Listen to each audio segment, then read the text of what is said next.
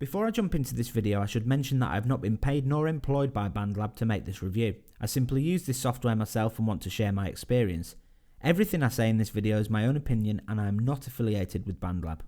Hello folks, it's Lee Townsend here and welcome back to my YouTube channel. Today's video is going to be a little bit of a different one for me. It's going to be a software review, not so much a review as a sort of initial setup / first thoughts video on a free digital audio workstation called Cakewalk by Bandlab.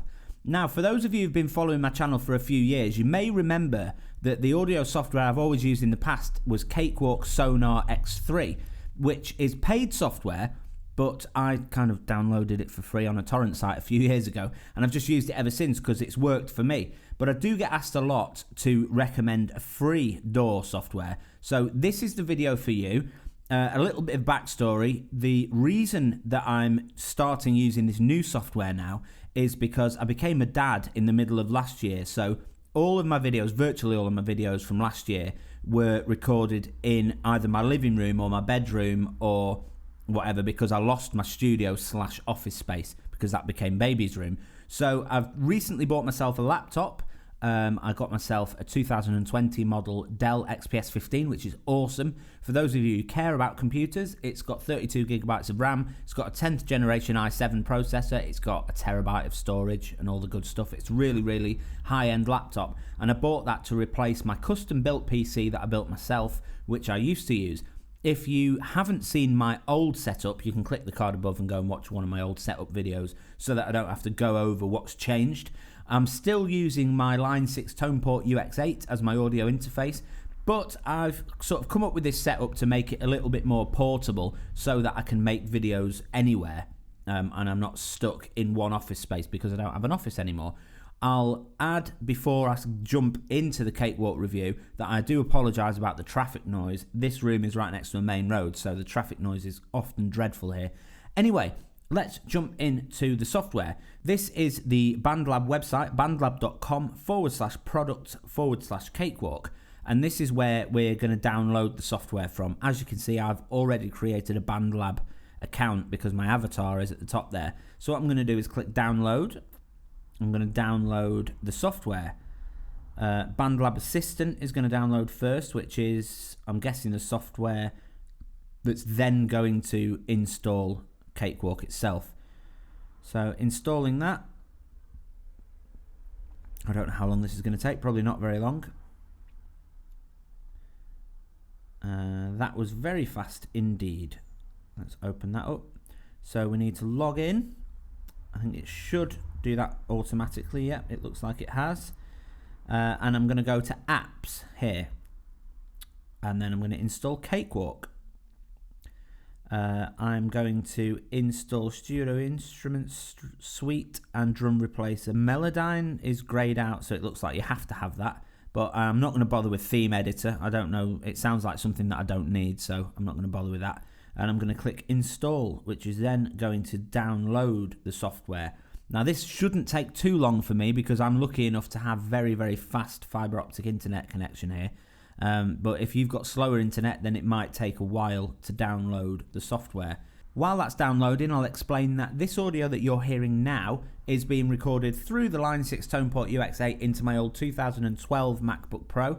That actually does the job for audio recording. It's running Logic Pro 10. The only problem with that is I can't edit videos on that because it's a little bit slow now with it being an older model. So I want to be able to do everything within my new Dell. So it looks like that's installed now anyway.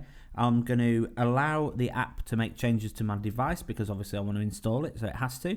I'm going to install in English. I'm going to accept this agreement. I'm going to install basic. I don't need advanced. Straight in there, Cakewalk, install. And it's going to add all the other files that I've chosen to download, drum patterns and other instruments and things like that. Okay, so that setup is complete. We can click finish. It's going to open release notes, what that is now. We don't need that. Get rid of that. Oh yeah, we need to install the Studio Instruments and allow that to make changes to our device as well.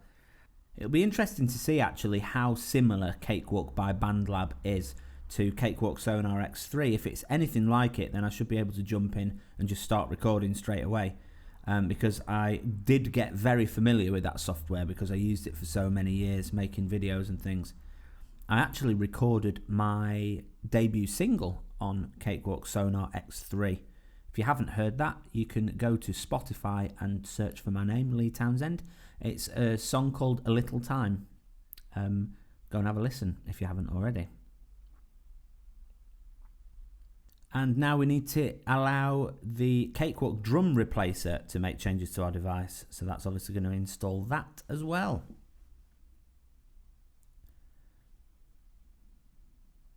Obviously, once this is set up and I want to plug in my audio interface, this microphone is going to have to be cut off. So I'm going to have to switch over to the camera audio, which is going to sound dreadful for a few minutes, but I only have one interface, so I can't use a different one for this audio. And I hope this hurries up because the battery on that MacBook is going to die soon. And if that happens, then the audio will cut out before I want it to. So in theory, that should be installed. Yeah, we've got Cakewalk by Bandlab up to date. So we can open that. But what I'm going to do is close that down and I'm going to open it from within my thing there, Cakewalk by Bandlab. And this is, ooh, this looks quite nice, doesn't it? Right, okay, so there's no audio devices for the current driver model, so I'm going to have to switch over from my, in fact, let me just click OK and see what happens. Oh, it opens up anyway. Ooh, this looks very cool. This looks very similar to Sonar X3, which I'm quite happy about because, as I said, I did get quite familiar with that software. So I'm going to now switch the interface from my Mac over to this computer. So my audio is going to go terrible for a minute because we'll be going to camera audio. Apologies about that. Hopefully it doesn't sound too terrible. I need to switch that from there to there.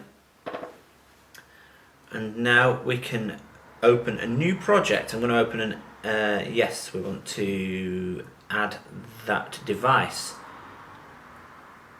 So we want to open an empty project just so that you can see how it looks. Very cool. It looks very, very similar to what I'm used to. So what we want to do is right click here, insert an audio track, which gives us track 1, as you can see there. And we need to assign this track with the channel in the audio interface that this mic is plugged into. So that is done. Actually, it's a little bit different. Where are we? Track 1. There we go. So track 1 here, the input, which is there, I can assign to, it's actually in channel 4, which is the right side of input 3.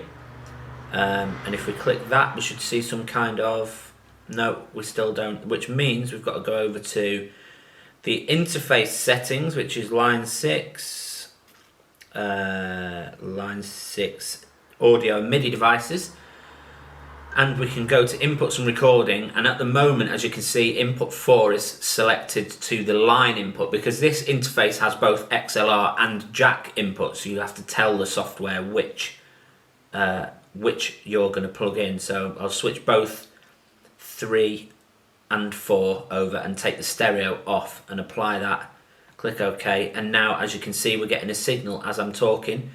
We're seeing the lights go up there. So I'll flick back over to this audio. If I hit record now, let me just turn the metronome off, which I think is there. If we hit record now, boom, that should be good audio again, once again, through Cakewalk. I do need to go through the setup of the software, make sure that the latency issues that are sometimes associated with digital audio workstations are sorted out, check the buffer sizes and all that kind of thing. But I'm not going to do that in this video because this one I wanted to keep it as short and sweet as possible. If you're interested in a full review of how to use this software, you can click the card above because I actually made a video series a bit ago about how to make better music covers on YouTube. So it's covered in there, should be very, very similar to this software as it's essentially the same software, just a free version of it. If you found this video useful, please click the thumbs up button. Leave comments if you've got any questions below. And make sure that you subscribed as well if you haven't already. If you find my content useful, hit that subscribe button below and make sure that you've clicked that bell icon so that you get alerts when I upload new videos. I've got a lot of really exciting stuff coming up on the channel. I've got a couple of collaborations coming soon. I've been in touch with some other YouTubers and musicians who have agreed to do some collabs with me, so I'm really excited about that. And when we get to 10,000 subscribers, I'm hoping to do a bit of a giveaway as well. So make sure you're subscribed for all that stuff coming soon. Until next time, take care, and I'll see you in the next one. Bye-bye.